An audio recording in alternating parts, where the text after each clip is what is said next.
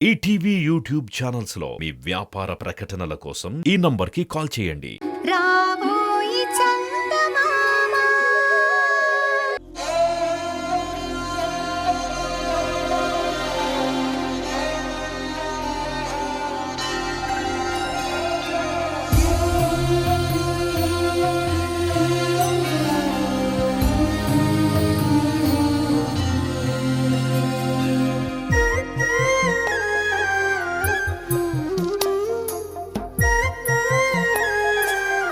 ఏంది లచ్చమ్మా, ఏందట్టా ఉండావు?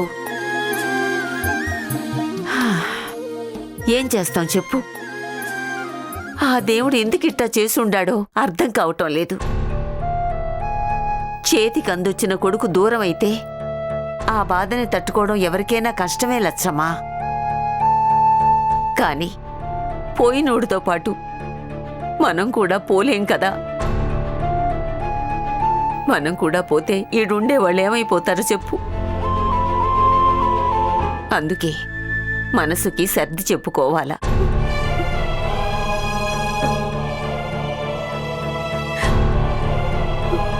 నీ బాధ చూడలేకపోతా ఉండాను లచ్చమ్మా. నువ్వేమీ అనుకోనంటే ఒక మాట చెప్పమంటావా? ఏందత్తమ్మా? పోయిన మనిషిని ఎట్టాಗೂ తీసుకురాలేము. అందుకని నీకు నేను మాట చెప్తాను. కౌశిక్ని నువ్వెట్టా చూసుకుంటావు, సిద్ధును కూడా అట్నే చూసుకుంటావు కదా. వాణ్ణి కూడా నీ కొడుకు మాదిరిగానే పెంచినావు కదా లచ్చమ్మ. వాణ్ణి నీ కొడుకుగా దత్తత తీసుకో.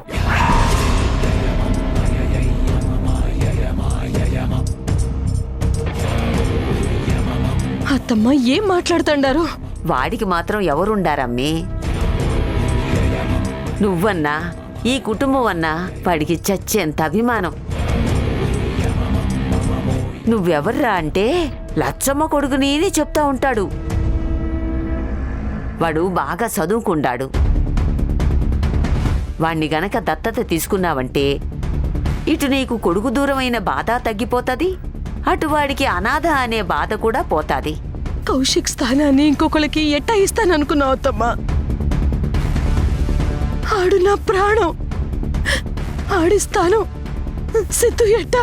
వాడు నీ బిడ్డలాంటోడే కదా లచ్చమ్మ, నీ చేతిలో పెరిగినోడు.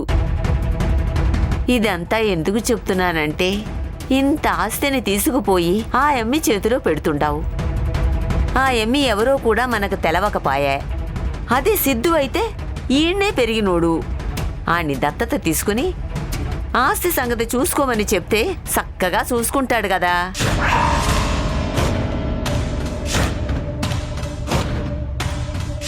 అత్తమ్మ, చంద్రిక పరాయిదెట్ట అవుతుంది?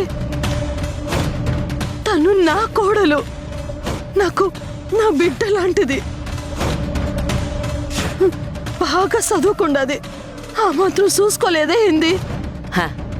ఆడపిల్ల చూసుకునేదానికి మగపిల్లాడు చూసుకునేదానికి చాలా తేడా ఉంటదమ్మీ. ఈ ఆస్తి గొడవలన్నీ మగపిల్లకాయకి వదిలిపెట్టు. నా మాట విను. పెద్దదాన్ని చెప్తా అండాను కదా. నాకిష్టం లేదత్తమ్మా. మీకు చంద్రిక మీద నమ్మకం లేదేమో కానీ నాకు చాలా నమ్మకం ఉండదు. అది కాదు లచ్చమ్మా. అమ్మా, ఏందమ్మా, ఎందుకు లచ్చమ్మని బాధ పెడతా ఉండవు? అది కాదురా. నాకంతా తెలుసు, నేనంతా విన్నాను.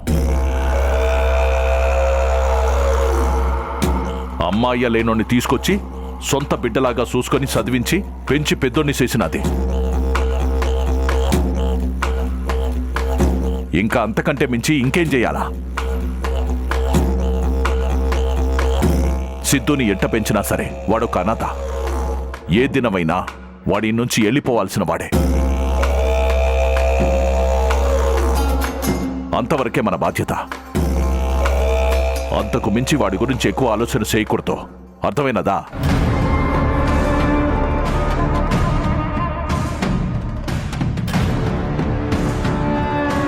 చంద్రికి ఇంటి కోడలు కాదు, కూతురు. కొడుకు లేకపోతే కోడలే కదా ఆస్తికి వారసురాలు. అదంతా ఎంఏ చూసుకుంటాది. అనవసరంగా నీ ఆలోచనలు లచ్చమ్మ మీద రుద్దమాకో. అర్థమై ఉండదా?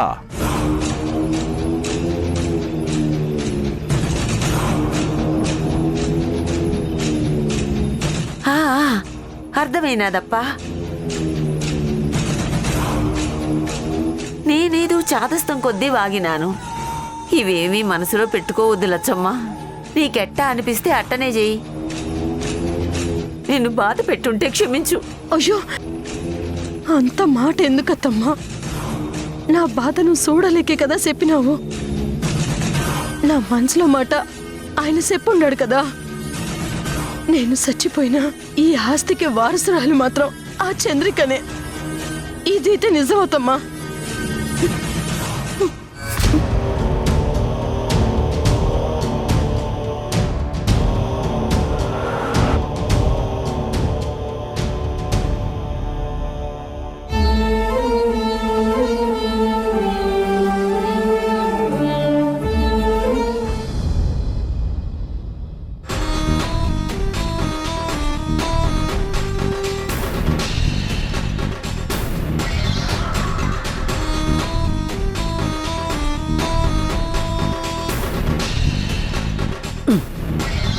ఏమైంది నాన్న? నీకసలు బుద్ధుండదా? నువ్వెందుకు ఆ లచ్చమ్మ దగ్గరికి పోయి వీడి గురించి మాట్లాడుండావు? నేనే మాట్లాడుండాన్రా. అంతా బాగుంటే సిద్ధుని దత్తత తీసుకుంటుంది, వీడి ఇంటికి వారసుడైపోతాడు అనుకుని మాట్లాడున్నా.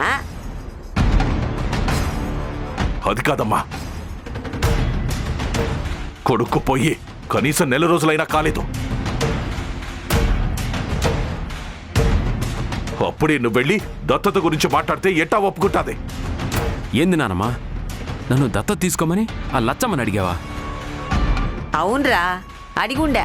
కానీ దానికి ఆ ఏమీ ఒప్పుకోలే. దాని చూపంతా ఆ మొగుడు పోయిన చంద్రిక పైననే ఉండాది. ఆస్తి మొత్తం దాని చేతిలోనే పెడతాదంట.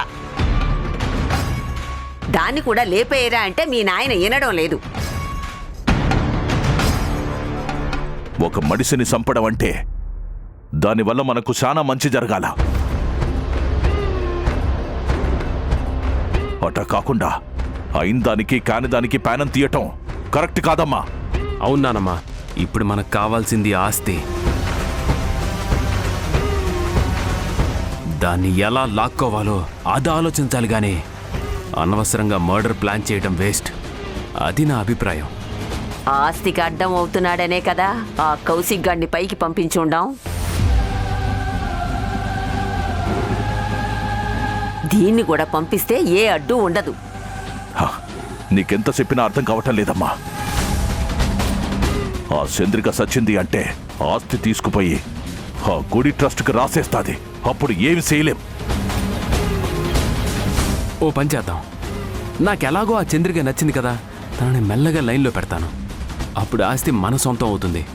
ఆస్తి కోసం మొగుడు పోయిన దాంతో తిరుగుతానంటావా? పళ్ళు రాలగొడతాను. ఏమవుతున్నానమ్మా, ఆ చంద్రికను చూసావా ఎంత అందంగా ఉంటాదో? చీ నోర్మై. ఆపండి మీరు మీ ఎదవగల.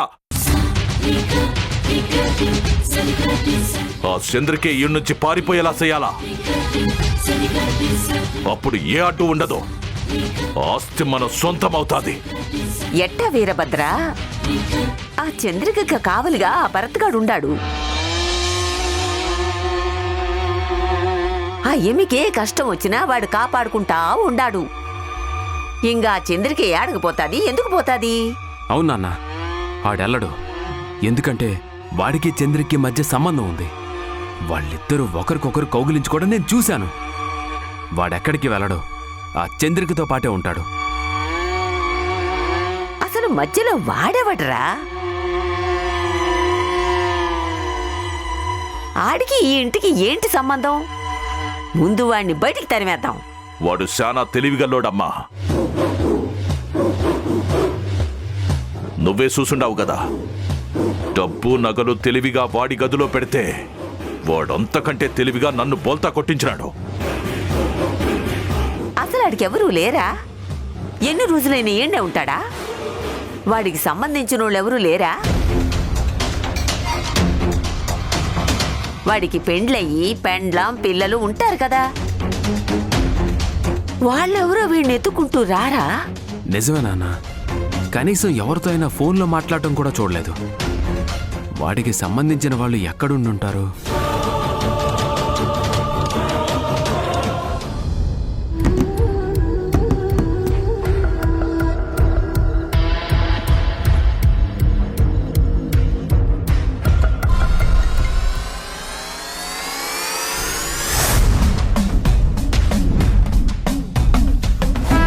ఎక్కడికెళ్ళావు భరత్? నీకోసం ఎంత వెతికినా దొరకడం లేదు. నీకు నువ్వు, చంద్రిక ఇద్దరూ మిస్ అయ్యారు. అసలు ఎక్కడికి వెళ్ళారు? ఏమైపోయారు? I miss you Bharat.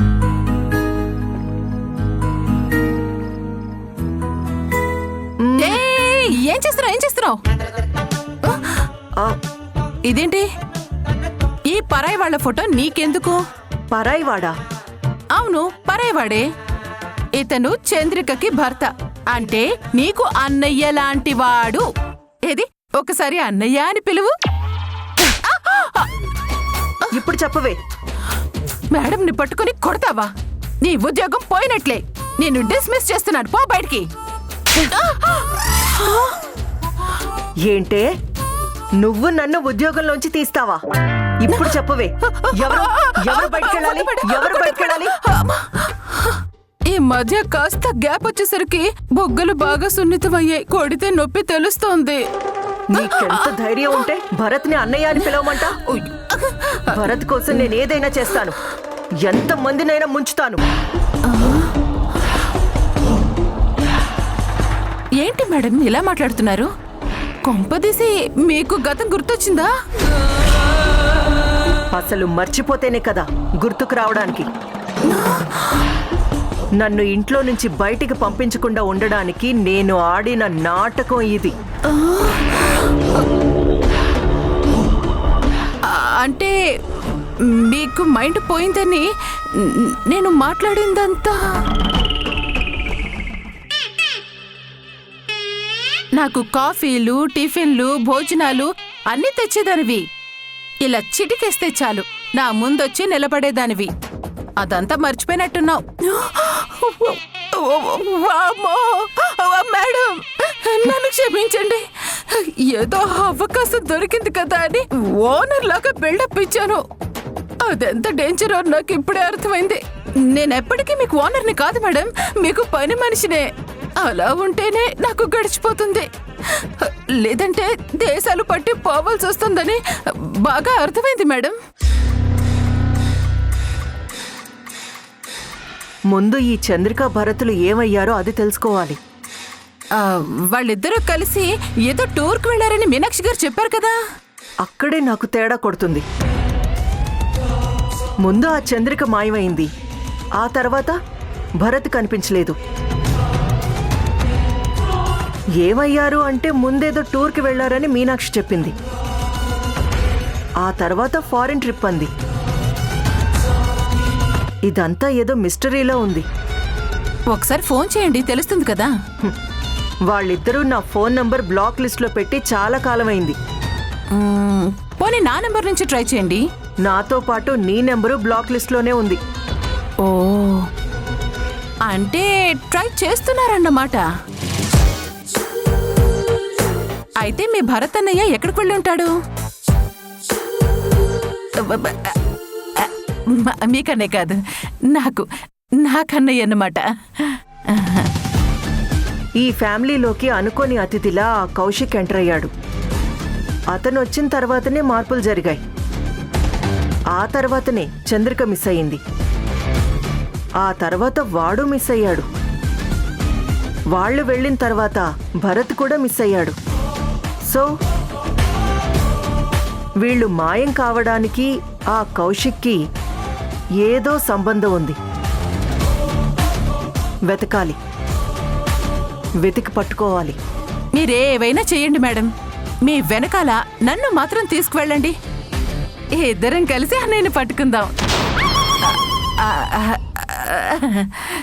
నాకు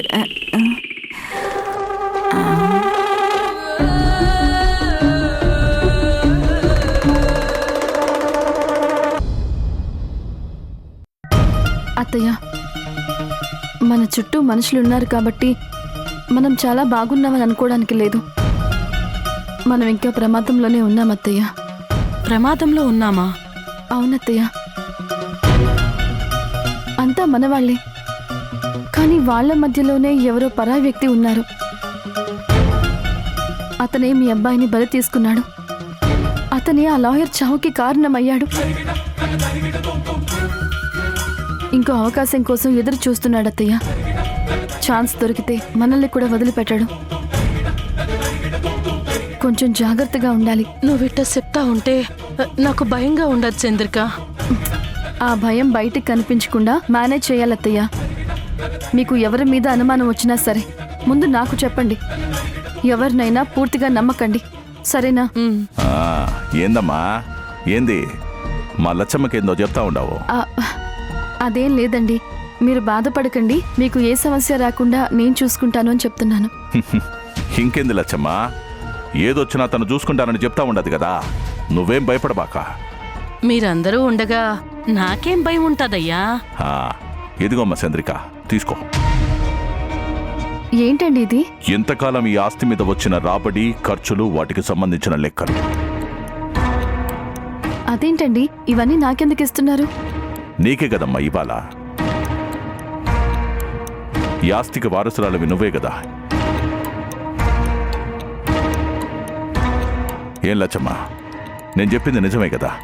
ఈ ఆస్తికి వారసురాలు ఈ అమ్మే కదా.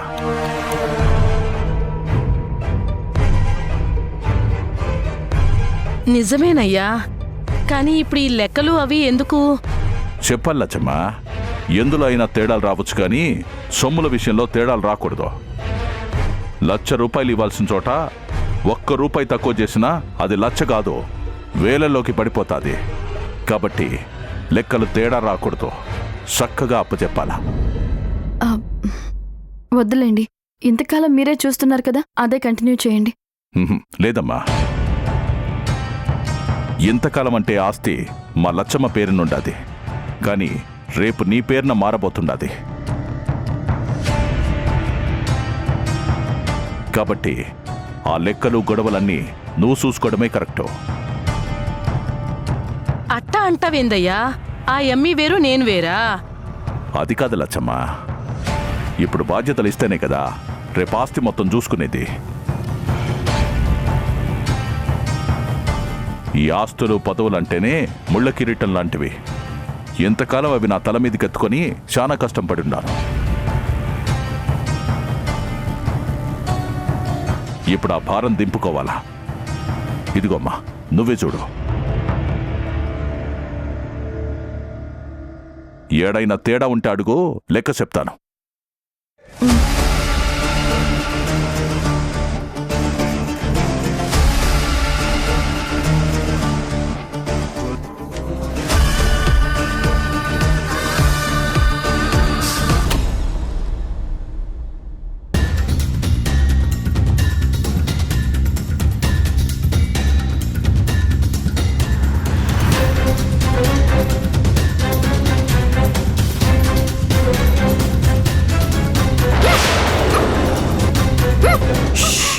అరవకు, నేనే. అబ్బా, నేనెంత భయపడిపోయినా తెలుసా? కొద్దిగా ఉంటే అరిచేసేదాన్ని.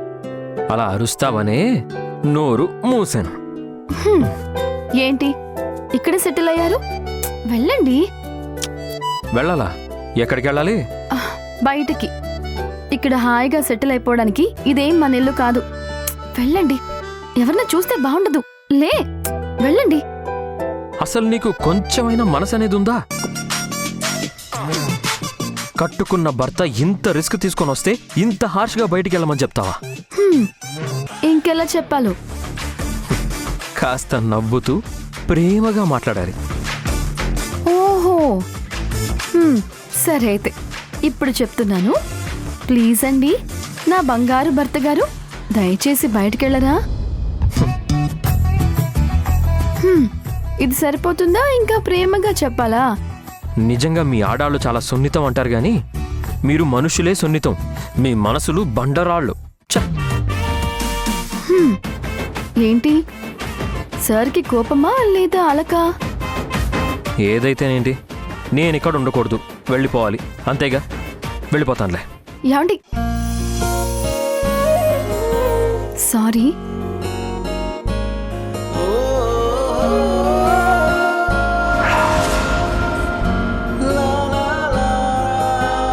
నేను నిన్ను ఎంత మిస్ అవుతున్నానో తెలుసా?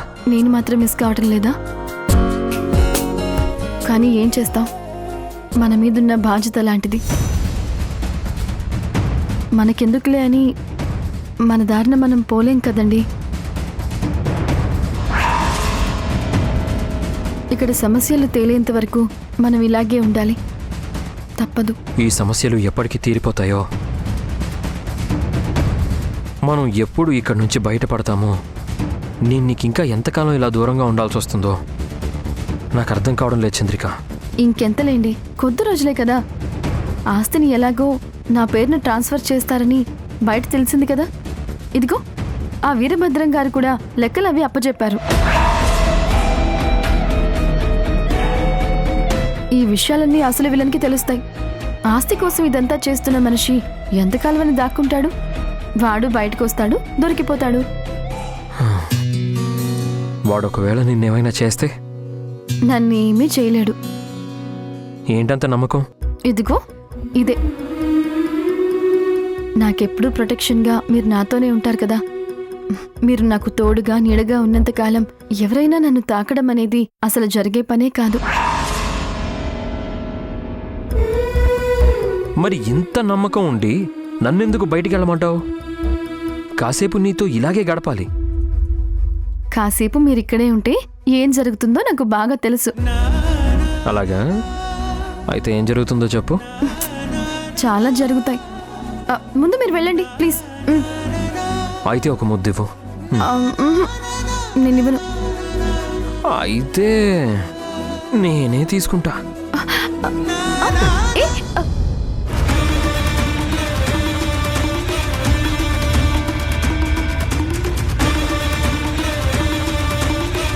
నాకెందుకో ఉదయం నుంచి కుడుక నదురుతోంది. అయితే